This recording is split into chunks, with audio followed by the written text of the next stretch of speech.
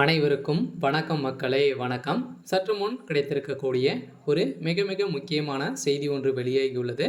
சற்று முன் செந்தில் பாலாஜி வழக்கில் இறுதி தீர்ப்பு, 5 ஆண்டுகள் சிறை தண்டனை. இது மாதிரி செய்திகள் வெளியே இருக்க நிலையில் தமிழகத்தில் ஒரு பேசும் பொருளாய் சுமாரி இருக்கு இல்லையா? ஸோ இதை பற்றி தான் இந்த வீடியோவில் நம்ம முழுமையாக பார்க்க போகிறோம். ஸோ அதுக்கு முன்னாடி நம்ம சேனலுக்கு இப்போ தான் நீங்கள் முதல் முறையாக வந்திருக்கீங்க அப்படின்னா மறக்காமல் நம்மளுடைய சேனலை சப்ஸ்கிரைப் பண்ணிக்கோங்க.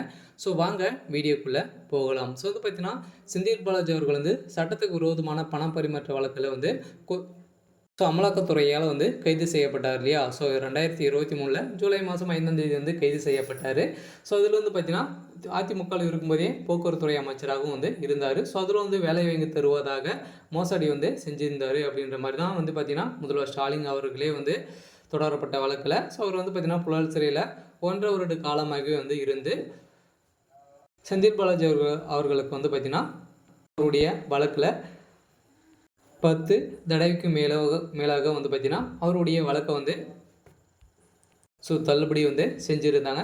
ஸோ அதை தொடர்ந்து பார்த்தீங்கன்னா செந்தில் பாலாஜி தரப்பில் இருந்து மேல்முறையிட்டு உச்சநீதிமன்றத்தில் பார்த்தீங்கன்னா தாக்கல் செய்யப்பட்டிருந்த நிலையில் அதிரடியாக 2-3 நாட்களுக்கு முன்னாடி பார்த்தீங்கன்னா அவருடைய வழக்குக்கு ஜாமீன் கொடுத்துருந்தாங்க இல்லையா?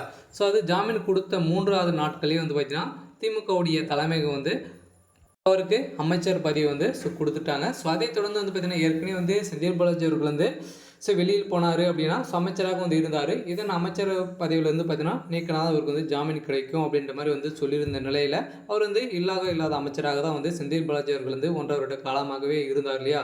ஸோ இதை தொடர்ந்து எதனால் விடலை அப்படின்னா சாட்சிகள் அனைத்தையுமே கலைத்து விடுவார் அப்படின்ற மாதிரி தான் ஒரு செந்தில் பாலாஜி அவர்களுடைய வெளியிடாமல் இருந்தாங்க. இருந்தாலும் இதன் அடிப்படையில் பார்த்தீங்கன்னா செந்தில் பாலாஜி அவர்கள் நிபந்தனை அடிப்படையில் தான் ஜாமீன் வழங்கியிருந்தாங்க.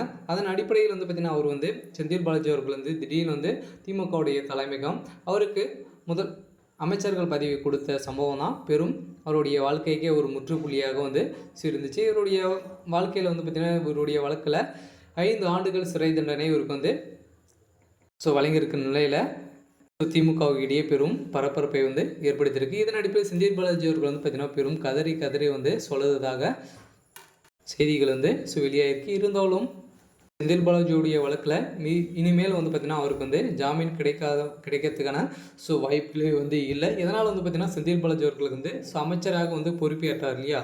ஸோ இதனால் பார்த்தீங்கன்னா செந்தில் பாலாஜி அவர்கள் அமைச்சராக பொறுப்பேற்றார். இதன் அடிப்படையில் அவருக்கு சம்மந்தப்பட்ட அனைத்து சாட்சிகளையும் எவிடன்ஸுகளையும் அளித்து விடுவார் அப்படின்ற மாதிரி அமலாக்கத்துறை மீண்டும் தொடரப்பட்ட வழக்கில் இவருக்கு நீதிமன்றம் அதிரடியாக இறுதி தீர்ப்பாக 5 ஆண்டுகள் இவருக்கு பார்த்தீங்கன்னா ஜாமீன் எதுவுமே கிடையாது அப்படின்னு வழங்கியிருக்க நிலையில் பெரும் பரபரப்பை ஏற்படுத்தியிருக்கு. இருந்தாலும் இவருடைய வழக்கில் என்ன நடக்க போகுது அப்படின்றத நம்ம வெயிட் பண்ணி பார்க்கலாம். ஸோ அதுக்கு முன்னாடி நம்ம சேனலுக்கு மறக்காமல் நம்முடைய சேனலை சப்ஸ்கிரைப் பண்ணிக்கோங்க. தேங்க்யூ.